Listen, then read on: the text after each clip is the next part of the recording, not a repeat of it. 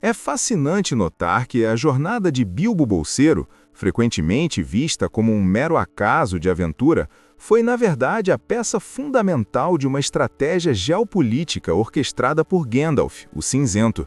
O mago não agia por um simples desejo de restaurar tesouros afoitos aos anões, mas sim por uma percepção aguçada de que a Montanha Solitária representava um flanco vulnerável na defesa dos povos livres. Segundo as crônicas que detalham a Terceira Era, Gandalf temia que Sauron, o necromante que se reerguia em Dol Guldur, pudesse utilizar o poder devastador de Smaug como uma terrível arma de cerco para aniquilar o norte e isolar Valfenda. Nesse contexto, a figura de Thorin Escudo de Carvalho surge não apenas como um rei em exílio, mas como o instrumento de uma necessidade urgente.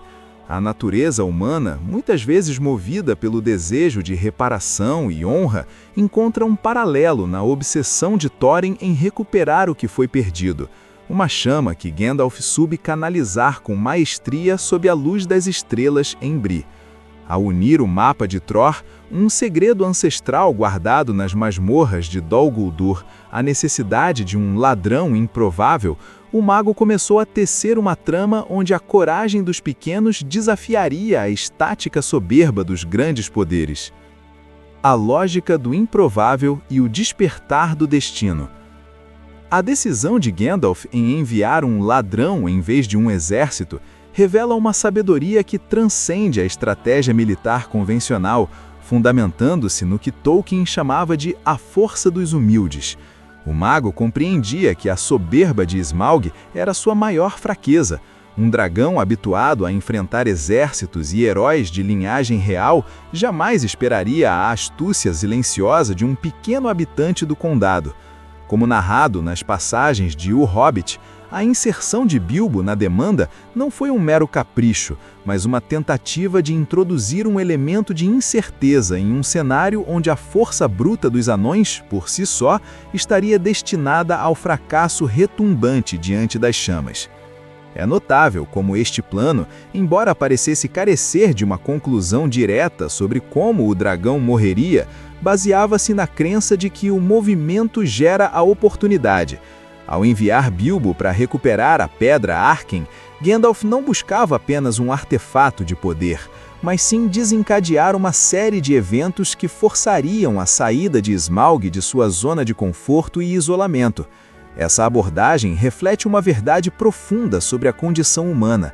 Muitas vezes as grandes mudanças em nossas vidas não surgem de planos meticulosos de vitória, mas da coragem de dar o primeiro passo em direção ao desconhecido, permitindo que a providência atue através de nossas escolhas mais simples. O seguro da humildade e a sentinela invisível. Ao voltarmos nosso olhar para a demanda de Frodo, percebemos que a sabedoria de Gandalf se refinou em uma estratégia de múltiplas camadas, onde o plano B nunca foi uma manobra militar, mas a preservação da integridade moral. O mago sabia que o anel exercia uma gravidade irresistível sobre os poderosos.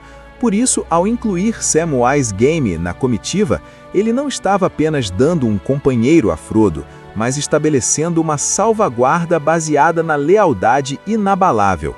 Segundo as notas do Legendarium, a presença de Sam funcionava como um contraponto à corrupção, uma âncora de bom senso que, em última instância, permitiria que a missão sobrevivesse mesmo que o portador principal sucumbisse ao fardo nas sombras de Cirith Ungol.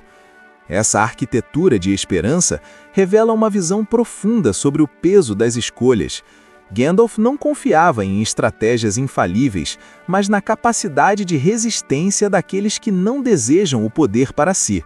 Ao observar Aragorn, Legolas e Gimli, o mago via não apenas guerreiros, mas guardiões de uma linhagem de honra que, em caso de tragédia, poderia manter a chama da resistência viva, enquanto a providência buscava novos caminhos.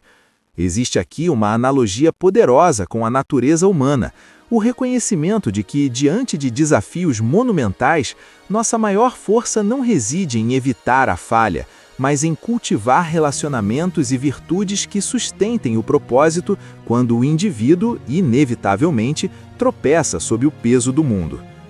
A eucatástrofe e o triunfo do improvável. No desfecho das grandes crônicas de Tolkien, percebemos que o verdadeiro plano de Gandalf não residia na certeza da vitória, mas na criação de condições para que o bem pudesse operar milagres. O mago, como um Maia enviado pelos Valar, compreendia que sua função não era controlar o destino, mas manter a roda girando na direção da luz, mesmo quando o eclipse de Sauron parecia absoluto. Como bem observou o mago ao falar sobre Gollum, até mesmo as criaturas mais corrompidas possuíam um papel a desempenhar.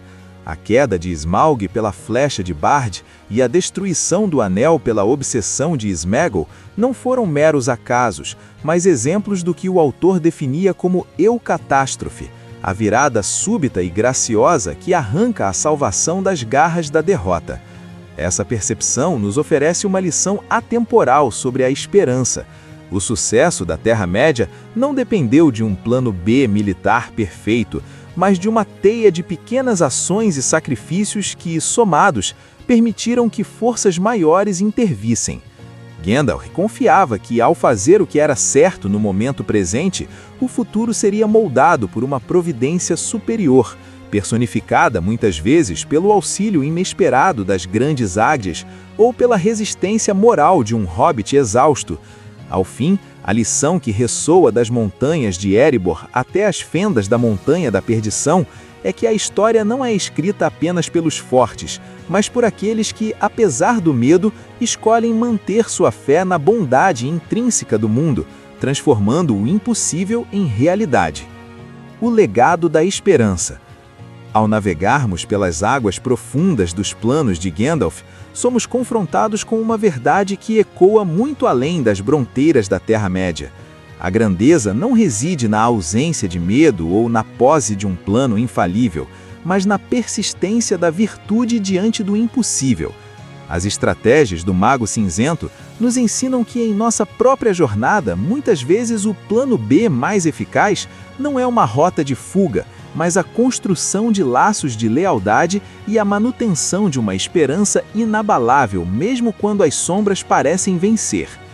Fica a provocação para todos nós.